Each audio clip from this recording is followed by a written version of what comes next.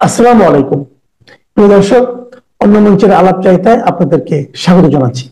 কি জুলাই সন্ত্রাসীরা আছো কেমন? ভালো নেই? সামনে পেছনে ডানে বামে এখন আর তেমন কেউ নেই, একা হয়ে পড়েছ না? এ তো ট্রেইলার মাত্র, সিনেমা তো পুরোই বাকি। এই টুকটাক গণপিটুনি এইসব দেখে এত ভয় পেলে চলবে? তোমাদের যারা থিঙ্ক ট্যাঙ্ক, যারা বুদ্ধি বদমাশ এতদিন তোমাদের বিভিন্ন উস্কানি দিয়ে আসছিল, তোমাদেরকে দিয়ে সন্ত্রাস করিয়েছিল, তারা এখন কোথায়? ল্যাংটা সুলেমান আর সন্ত্রাসী ইলিয়াস ছাড়া আর কারা তোমাদেরকে ওন করে? যাও তাসনিম খলিলের টাইমলাইনে গিয়ে দেখে এসো, জুলাই সেলিব্রেট করে না। এলিট সাংবাদিক খালেদ মহিউদ্দিন টকশোতে কি বলে? ফরাদ মজার, শিক্ষক নেটওয়ার্ক, বদমাশ ভণ্ড উত্তম এলিট সবাই তোমাদের ডিজোন করা শুরু করেছে। তোমরা একা। তোমাদের দলের শীর্ষস্থানীয় নেতারা পদত্যাগ করে তোমাদেরকে সরাসরি বলছে তোমরা চোর ডাকাত সন্ত্রাসী। তোমাদের এলিট বুদ্ধিদাতারা এখন তোমাদের ওন করছে না। এর সামনে অর্থাৎ আগামীকাল, আগামী মাসে, আগামী বছর কি হবে? হ্যাঁ, পিনাকি ভট্টাচার্য তোমাদেরকে দিয়ে 32 নম্বর ভাঙায়, তোমরা ভাঙো। মুক্তিযোদ্ধাদেরকে অপমান করতে বলে, তোমরা করো। বঙ্গবন্ধু শেখ মুজিবুর রহমানকে গালাগালি করো, অপমান অপদস্থ করো। বাংলাদেশের অপর নাম বঙ্গবন্ধু শেখ মুজিবুর রহমান। বঙ্গবন্ধু এই দেশের জন্ম দিয়েছেন। এত সহজ 1971কে তোমরা বাতিল করে দেবে 24 দিয়ে? কত বড় ধৃষ্টতা তোমাদের! বুঝতে পারছো না কি হতে যাচ্ছে তোমাদের সাথে? নিরপরাধ শিশুদেরকে হত্যা করে ভেজাল ওষুধ খাইয়ে এবং দেশ থেকে পালিয়ে গিয়ে ফ্রান্সে বসে বসে তোমাদেরকে উস্কানি দেয়। সন্ত্রাসী ইলিয়াস আমেরিকায় বসে উস্কানি দেয় আর তোমরা লাফাও। ওরা কেন ফ্রান্স আমেরিকায়, কেন বাংলাদেশে আসে না? ওদের অ্যাসাইলাম যে কারণে হয়েছে, যেই গ্রাউন্ডে হয়েছে, সেটা তো আর এখন নেই। এখন তো বাংলাদেশে তাদের কোনো থ্রেট নেই, কেন আসে না?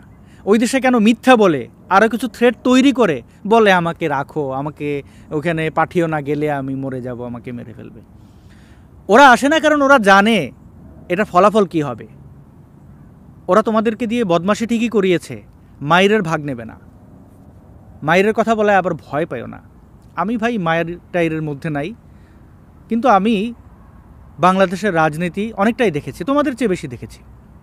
2001 থেকে 2009-এর যে সময়টা আওয়ামী লীগ বিরোধী দলে ছিল, তাদের রাজনীতি দেখেছি। আওয়ামী লীগ তো এখন মাঠেই নেই, তারপরে তোমরা হিলছো, এদিকে ওদিকে টলছো। আওয়ামী লীগ ফিরলে কী করবে? তোমাদের না আছে জনসমর্থন, না আছে মানুষের ভালোবাসা। তোমরা যে চোর বাটপার সন্ত্রাসী, এটা এই বাংলাদেশের সকল মানুষ বুঝে গেছেন বলেই তো তোমাদের মিছিলে মানুষ নেই। ভাড়া করে লোকজন নাও, আর কিছু উচ্ছিষ্ট কর। সুসময়ের পাখি উচ্ছিষ্ট আছে, এখন আছে। দুদিন পরে দেখবে ওরা তোমাদেরকে বেঁধে কি করবে? মুক্তিযুদ্ধের স্মৃতিচিহ্ন ধ্বংস করো, 32 নম্বর গুড়িয়ে দাও, আর ভাবো তোমাদের সাথে কিছুই হবে না। এত সহজ। একটু নিজের পরিবার পরিজনের সাথে একটু কথা বলো তো। আমার ধারণা তোমাদের পোতার উপরে একটা ঘাসও থাকবে না, পোতার উপরে একটা ঘাসও থাকবে না। কতজন পালিয়ে যাবে? কতজন? আওয়ামী লীগের দীর্ঘ সেটআপ থাকায় তারা চলে যেতে পেরেছে। তোমাদেরকে প্রশাসনের কোনো কর্মকর্তা পছন্দ করে বলে আমার মনে হয় না। আহারে, ভবিষ্যৎ যে কি আছে। তোমাদের সাথে ভালো হোক, কিন্তু ভালো তো হবে না, কারণ তোমরা সন্ত্রাসী। সন্ত্রাসীর সাথে কখনো ভালো কিছু হয় না। এখন তো সরকারি প্রোটোকল নিয়েও ডিম ছুঁড়ে মারছে এক প্রকার। ব্রিটেনে কি হয়েছে মনে নেই? গণশত্রু ডাস্টবিন শফিকুল কীভাবে উষ্টা খাচ্ছিল, এগুলো দেখে বুঝতে পারছো না? তোমাদের মাথার উপর আছে কে? সন্ত্রাসী আসিফ নজরুল, ডাস্টবিন শফিক, সুধী মহাজন এবং সন্ত্রাসী ইউনুস। আর কে? আমেরিকা। পশ্চিমারা পাপেটদের খুব বেশি দিন পালে না, ফেল হলে ছুঁড়ে ফেলে দেয়। তোমরা তো ফেল। এখন ওই সফল মনে করো নিজেদেরকে। পটিয়ায় গিয়ে আগস্টের মতো সন্ত্রাস চালালে, পুলিশকে হুমকি ধমকি দিলে, মেরে ফেলবে বললে, বিভিন্ন জায়গায় পোস্ট করে বেড়ালে কিভাবে ঝুলিয়ে মারবে, পটিয়ায় ফুটওভার ব্রিজ আছে সেগুলো জানান দিচ্ছ। আমার ভাই রক্তে লাল, পুলিশ কোন চ্যাটারবাল, আমার ভাই রক্তে লাল। দিন কি এভাবে চলে? চলে না।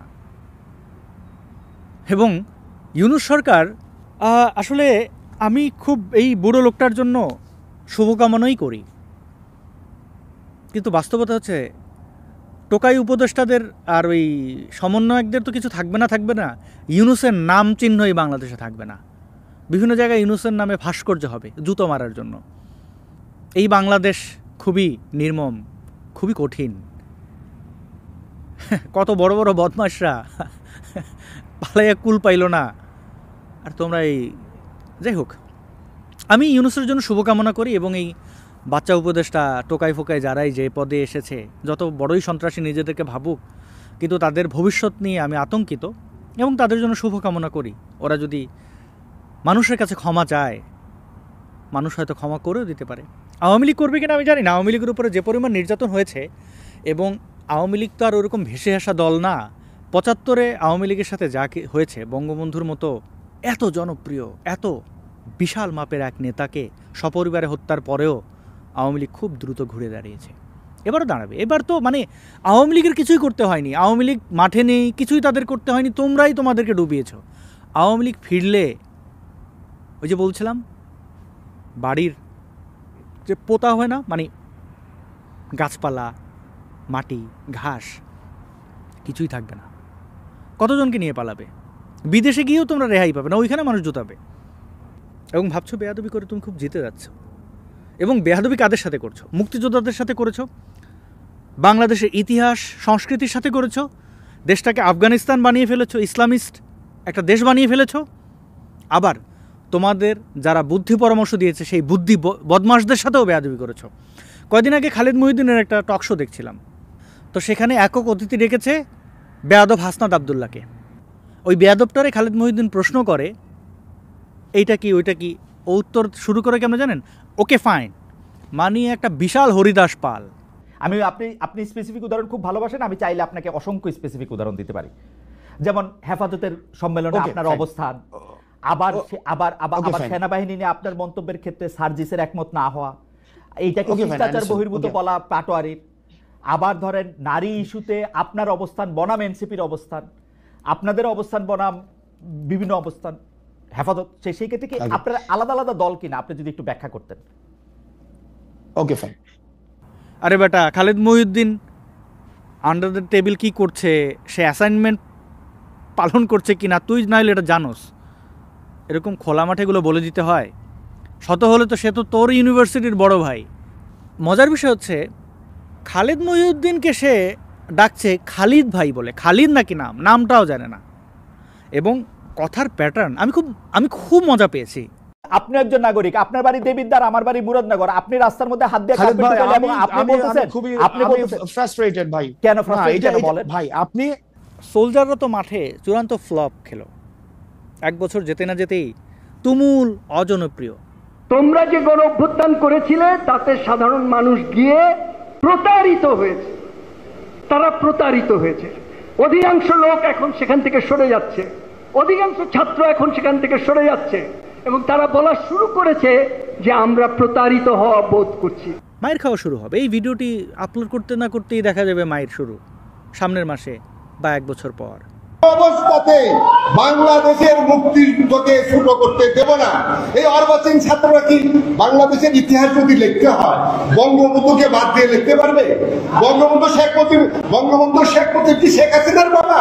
সে আমাদের বাবা। ফজলুর রহমান ছাত্র জীবনে আমি বলি, এই বলা ঠিক হবে কিনা, ফজলুর রহমান বলছিল একবার যে শেখ হাসিনা বঙ্গবন্ধুর আত্মজা, আমরা হলাম তার সন্তান।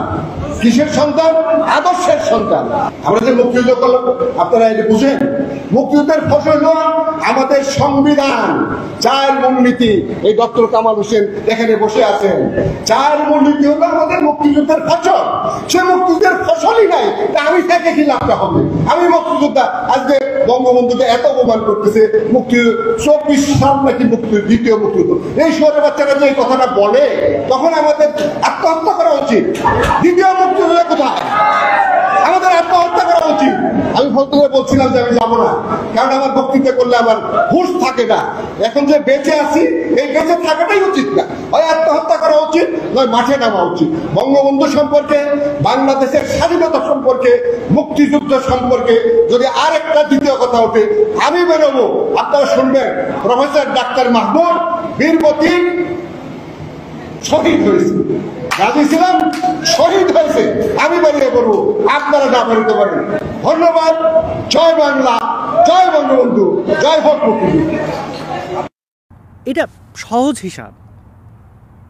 এই পরিমাণ সন্ত্রাস চালানোর পরে তাদেরকে দুধে ভাতে রাখবে মানুষ, এটা হতে পারে না, এটা কোনোভাবেই হতে পারে না। হ্যাঁ, আওয়ামী লীগের দুঃশাসন সবই ছিল, কিন্তু এই অবস্থা আমরা বাংলাদেশে দেখিনি কখনো। এতটা খারাপ অবস্থা আমরা বাংলাদেশে দেখিনি। এখন ধর্ষণের ঘটনা গুনতে গুনতে ক্লান্ত হয়ে পড়ছি। কুমিল্লার সেই মুরাদনগর থেকে শুরু করে কতগুলো বলবেন, নোয়াখালীতে, চাঁদপুরে, আজকে দেখছিলাম যশোরে একজন বুদ্ধি প্রতিবন্ধীকে পিটিয়ে মেরে ফেলেছে। যে আমি একটা কথা বলবো, এখন বর্তমানে যে দল চলছে, এই দলই হচ্ছে ডাকাত দল, এরাই হচ্ছে সন্ত্রাস কুখ্যাত। এই সন্ত্রাসীরা দেখা যাচ্ছে লুটি পুটি কাজ। আমি একজন, আমার টাকা ইউনুস, শেখ হাসিনা চলে যাওয়ার পরে ইউনুস টাকা দিয়েছে 5 বার, এই টাকা 1 টাকাও আমার দেয়নি।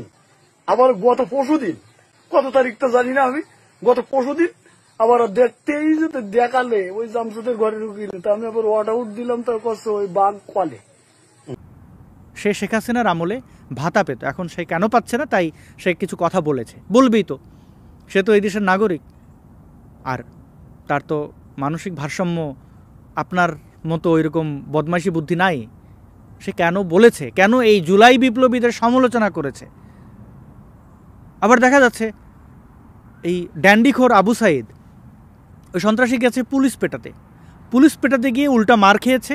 পুলিশের কাছে হেলমেট থাকে, সেলফ ডিফেন্সের অনেক জিনিস থাকে, তো ওর কাছে তো কিছু নাই,